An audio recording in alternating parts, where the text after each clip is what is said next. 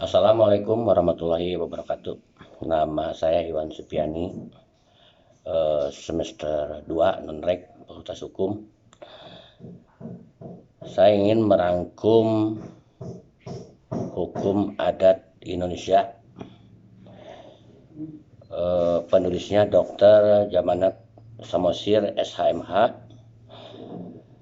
yang memberi tugas Dr. Randy Arianti SHMH. Saya akan merangkum bab 5 hukum adat tentang orang. A.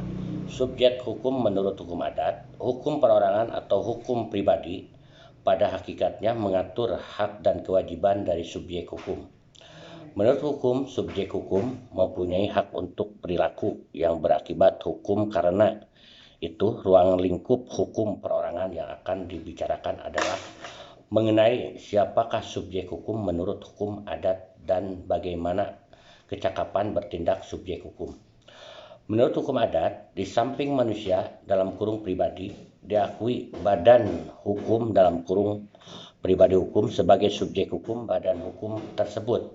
Dalam hukum adat dapat berpura desa, wakaf, negeri, suku, dan yayasan yang telah diakui dalam ST 1927.91 di Jawa Tengah, perkumpulan yang mempunyai organisasi yang dinyatakan dengan tegas dan rapi diakui sebagai badan hukum. Begitu juga di Bali dijumpai badan hukum seperti subjek dan bajan.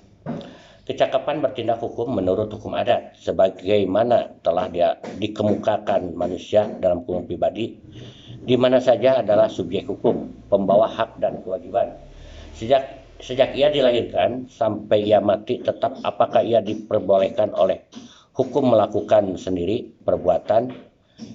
Ini menyangkut kecakapan bertindak. Kecakapan bertindak atau kecakapan berhak berbeda dengan cakap hukum dalam kurung wewenang hukum. Kecakapan berhak. Wewenang hukum atau cakap hukum menurut hukum adat mempunyai arti bahwa semua manusia mempunyai wewenang hukum atau kecakapan berhak yang sama, namun di beberapa daerah terdapat pengecualian. Misalnya di Jawa Tengah, di beberapa desa dalam kurung tahun 1934 sampai 1938. Hanya laki-laki saja yang mengubah menjadi kepala desa.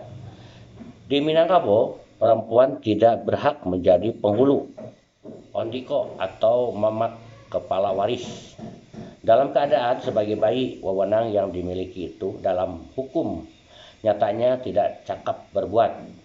Menurut hukum adat, seorang yang cakap melakukan perbuatan hukum ditentukan dengan kedewasaan seorang. Apabila seorang sudah dewasa, dianggap telah cakap melakukan perbuatan hukum. C. Kecakapan bertindak hukum istri. 1. Menurut hukum materialnya sesuai dengan susunan kegerakabanan dalam hukum materialnya, seorang istri mempunyai kewenangan bertindak apa saja, misalnya dalam harta pusaka, harta atau melakukan tindak hukum lain. Tetapi terhadap harta pusaka tinggi, istri tidak cakap bertindak karena harta itu adalah milik kaum, hanya mempunyai hak pakai dan biasanya diurus oleh mamak kepala waris. 2. Menurut hukum patrilineal, dalam hukum patrilineal istri tidak cakap untuk bertindak, tetapi berdasarkan kenyataan, misalnya wanita dalam mengurus rumah tangga, berjualan di pasar, istri dianggap cakap untuk melakukan tindakan hukum. Hal ini sesuai dengan keputusan pengadilan negeri, di mana seorang istri menjual tanah dan rumah termasuk harta pencaharian bersama. Jual beli itu sah menurut hukum. Demikian juga dalam keputusan pengadilan tinggi tertanggal 18 Februari 1958, seorang istri dapat bertindak tanpa adanya bantuan suami terhadap hartanya sendiri dalam kurung usaha jasa sendiri. Tetapi terhadap harta bersama harus ada persetujuan dari suami. 3. Menurut hukum bilateral, Dalam hukum bilateral, istri adalah cakap bertindak terhadap bertanya sendiri tanpa bantuan suami, tetapi terhadap harta bersama harus dengan bantuan suami. D. Kecakapan bertindak menurut sistem hukum di Indonesia. Di Indonesia, mengenai kecakapan bertindak hukum belum ada satu pandangan, tetapi dalam praktik sepertinya ada suatu penerimaan kecakapan bertindak yang didasarkan pada usia 21 tahun. Menurut KUHP, VDT dikenal dengan istilah minder jaring dalam kurung belum dewasa dan merder jaring dalam kurung sudah dewasa.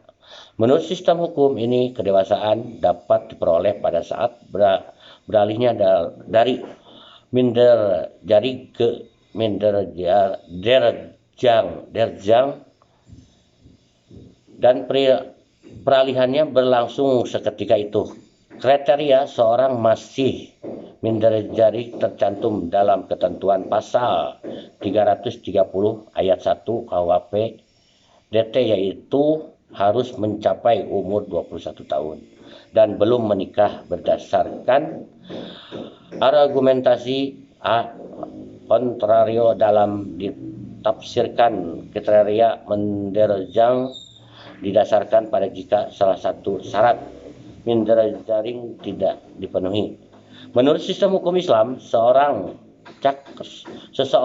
cakap bertindak manusia harus melalui beberapa masa, yaitu masa kanak-kanak, masa tomis, dan masa balik. Berdasarkan pertahapan ini, Ahmad Azhar Basir memperdapat bahwa menurut hukum Islam, akal sangat menentukan sempurnanya tindaknya status seseorang.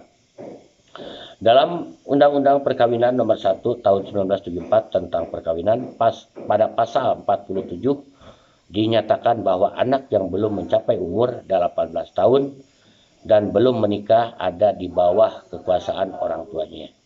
Menurut ketentuan ini, dewasa dalam kurung cukup umur masyarakat minimal 18 tahun, kecuali dalam perkawinan bahwa meskipun belum berumur 18 tahun tetapi sudah kawin, maka dianggap telah lepas dari tanggung jawab orang tua.